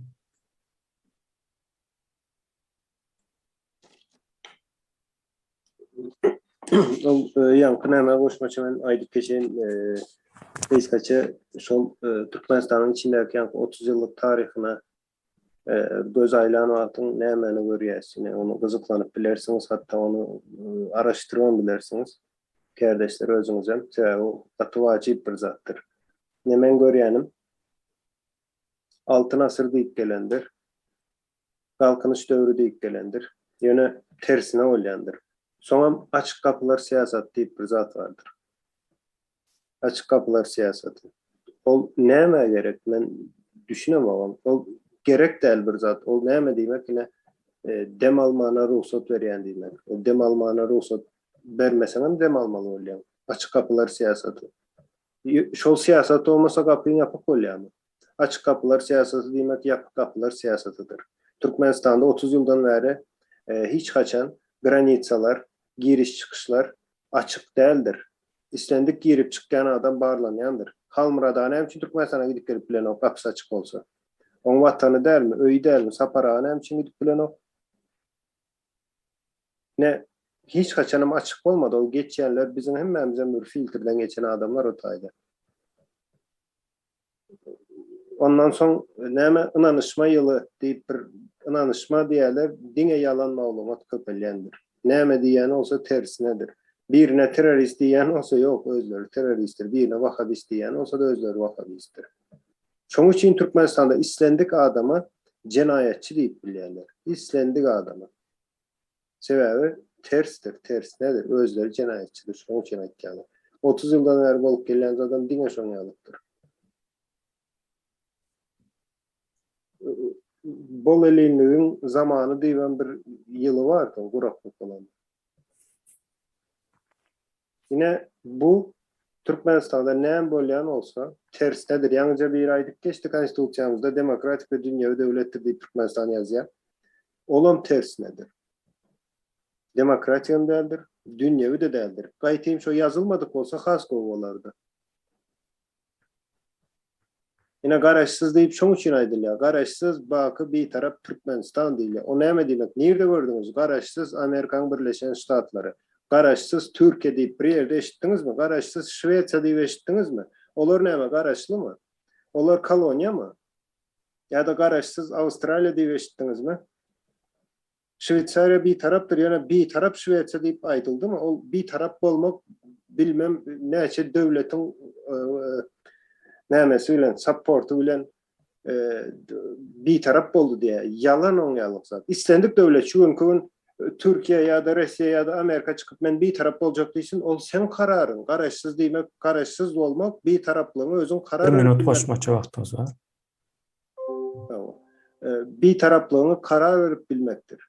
Onu bozuwan bilýän, islendik wagt. Men bir taraplygyny bozýan, men bir tarap boljak däl diýip bilýän. Ine şonda sen döwlet bolýarsyň. Ol baky bir tarap garaşsız Türkmenistan. O açık kapılı, garaşsız baky bir tarap ınanışma Türkmenistan diýip goşup gidivermeli onda. Yani şu yok zatlary aýdylýandyr. Söz bilen yapjak bolýarlar. O gaterwet zat bu Türkmenistany bir erwet tarapyndan aýtmak nämesi däl. Ýöne Türkmenistan men watanym bolýan bolsa, kardeşler men o watan üçin dogrusyny dogry aýtmak mejbur. Borjum bar şoňa. Sağ olun. Sağ olun Aydın. Gaty.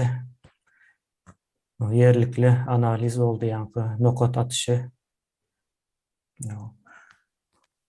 Murat kardeşimize söz vereyim. Oğlum söz vereniz için stadiyanım şu üstünde olacak bolýan. Sonra vatandaşlarımızda hem kardeşlerimizde azlar bardy ya şu 90-njy ýyly bolan wakalar bardy. Anyk kartyny göz öňüne geler ýaly. 90-njy ýylyň 2007-nji ýyla şeýle 12 ýyl wagt geçdi vatandaşlar. Şol döwürde azlar 2 ýyldan soň azatlyga çykyp öz öýü bilen, maşgalaty bilen, çagasy bilen ýaşap berýär. Emma 7-nji ýylda bul welanyň ýaz Aşgabatda bar tutulandan soň azlaran bir aý ýetirmän ýygnady. Ýöne şu taýda bul welanyň ýazy barşan Aşgabatda gitdiň adam bar. Ine oňa men hemmesi adyny, özüni ozal başlanyk gepde, gepleşikde soň hemmesi faktlaryny ýurda barymyzda maňlaýyny urup çykarar. Yine de bir ýagdaý bar. Diňe azlar däl, o taýda şol niýazyn edemek oýuny, ýa bilen terroristligi Çary Murat Gurov diýip bir oglan bardy. Olam şol kitropkaly. Şunu şol türmede, şol taýda ýa tutulanlaryny iki gözüni çykaryp öldürüp cesedine en atasyna berdiler. Açık. Bütün halk görsün. Ine hökümete karşı gitsen, ine çağalanyň boljagy şudur diýip. İki gözüni çykaryp bäberinden berdiler şol çağa. Terror däli näme bi? Soňra niýasyň şondan soňra şol ýanky 15-nji ýurtçylardan soňra çykaran fermany bar. Mektep okuwçylary türmelere akidip ekskursiýa görkezmeli etdiler. Şu çağılykdan şunun gözünün odunu almak üçün. Bu terror däli başga näme watandaş? Niýaz gurup berdi emmi da taýýarlady bu 50.000 elini. Indi bilim dowam etdirdi. Ahyl halk gymylary yer goýman innan öz dogmasyny getirdi. Bilim özüniň kini getirdi. Ine terror. Terror däli näme baş? Nädip bilen garşysyna sen söz bilen görüşsün. Söz bilen, dil bilen, bilim bilen bir zatçylar diýeniň düşündirip bolýan bolsa, dilimi sıpırla, halka da, hökümetine de, beýlekisine de diýip. Yok. Bular diňe yumruk ya güýç görmese düzeljek zat däl. Gara güýjem gerek ýerine kanun urşy terroristlaryň garşysyna. Şoňa dogry düşün. Özüň gorap bilmesen, onu sen gulya gyrnyk bolup ýaşamaly bolýanda ýer ýüzünden ýetip gitmeli. Şonam edip otyr watandaşlar. Ýurdun daşyna içinde näçe adam gün her gün ýüz tutup otyrlar bize kömekdi. Biz sosial gurama däl, ýa pensiýonly fondda. Ine halkymyzyň düşemi. Şuna metdirýän hana terroristler. Şolara garşy görüşmejek bolsak, galan halkymyzyň ine ýetip gitjekde ýer ýüzünden. Şonu aýtaýyn, tawur. No, sağ olun Halmurada, aydanlarınız doğru. Cemal kardeşimize söz vereyim.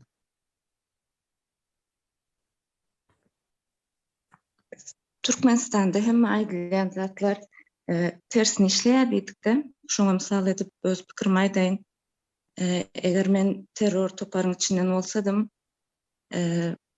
terror topar bolup görnerdim. Terror diýmek gorku salyan topar bolýardy. Indi men aýlyga alýan maşgalamy ekleýän bir tarapdan terror gorku salyan topar bolup görnerdim. Ýöne şol bir tarap, şol bir wagtyň özünde de indi tersine oylanlyk üçin terroram bolmazdım. Onam nädip ederdim? Men gorku salmana gitmeli bir ýere ýokardan buyruk aldım, men şol iş etmeli. Giden yerimde meselem islendik vatandaş, özüm gorap bilýän aýal maşgalalar ýa-da islendik erkek adam, çağalar özüm gorap bilýäniň sesi bilen goranýamy, urnup goranýamy, bir zat ulanýamy, şonu goranmagyna mümkinçilik bererdim. Öz telefonumda şonu ýazga alardım sesini. Edilsem video ýazgysy, yüzünü görkezmezdim ýa-da diňe ses ýazgysyny alardım da şu halkyň sesine iýberä ýerinde. Edip bilmeýänler üçin hem özüm goranyp bilmeýän ýa-da şu aýdylýan gürüňler diňläp bilmeýän halkyň uly bölegi bar da aýal maşgalalar ýa-da çağalar şuna düşünüp bilen ok ýa-da diňläp bilen ok, şu pikirler özlerinden öňen ok. Onda işim yerine ýetirmäne, terrorçulygym yerine ýetirmäne giderdim ýöne öz telefonumda şolara sorak berip gürlederdim. Sen näme sebäpli şu ýagdaýa düşüp oturýarsyň? Ýa-da sana şu ýagdaýa gelmeňe sebäp bolan zat näme? Gara soraklar berip gürlederdim. O da näme halkyň berýän jogaby köp halkym şol problema bilen yüzbe de bir kişi gürlese şonu 100 adamın dilinden gürläp bilýärdi, ona mi bererdim. Yani şolaryň gürlemeğine, şolaryň öz meselelerini arkaýyn aýdyp bilmeğine kömek ederdim de şoň sesini iyi bererdim halkyň sesine. Bu da diýmek näme diýmek bolýar? Bir tarapdan sen terrorçuluk işiň etdiň, diýese Türkmenistanda hemme zat tersine. Bir tarapdan hem men şonu tersine ederdim. Men terror bolup görnerdim, şol bursanda da terror bolmazdım. Şonu diýjek boldum da düşündürüp bilendirin diýip umyt etdim. Sağ olun, düşündük. Yani edemok diýip o etmek demesi de o. Kardeşler, bu günlükçe 2 saat oldu, wagt boldu. Bianca aýdany täzeden gaýtalajak bolayım. Biz bu taýda bu gürüňleri öňümizde aljak kararlarymız üçin gürleşdik. Ýa-ni her kim özçe bir netije gelse gowar. Mesela şu içimizden o aljak netijelerimiz ileriki alınacak düýpli meselelere uly ýardam berjekdir. Şonuň üçin biz şu zatlary gürleşmek mecburiyetinde. Yeniden aýlanyp gelinmeli bolsa şu mesele gozulup bilinir, ucu açıktır ve tartışmaya da açıktır. Elmidama biz tartışma açık bolmayan zat o yanlış netije alıp biliriz. Şonuň üçin elmidama bu meseleni täzeden gozlap biliriz. Sağ olun hemmeňize gatnaşanyňyz üçin.